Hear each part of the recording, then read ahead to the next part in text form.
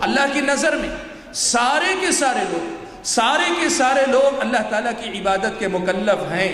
لیکن اللہ تبارک و تعالیٰ نے فرمایا سبعۃ یظلھم اللہ فی ظلہ یوم لا ظل الا ظلہ۔ اللہ کے نبی صلی اللہ علیہ وسلم فرماتے ہیں کہ 7 قسم کے خوش نصیب ایسے ہیں جن کو اللہ تعالیٰ روز قیامت، جس دن اللہ کے سائے کے علاوہ کوئی سایہ نہیں ہوگا، اپنے عرش کے سائے تلے جگہ دیں گے۔ اس میں اللہ کے نبی نے فرمایا شاب نشأ فی عبادت اللہ، وہ نوجوان جس کی جوانی اللہ تبارک و تعالیٰ کی عبادت کی آئینہ دار ہے، جس کی جوانی اللہ تبارک و تعالیٰ کی عبادت سے عبارت ہے، جس کی جوانی میں اللہ تعالیٰ کی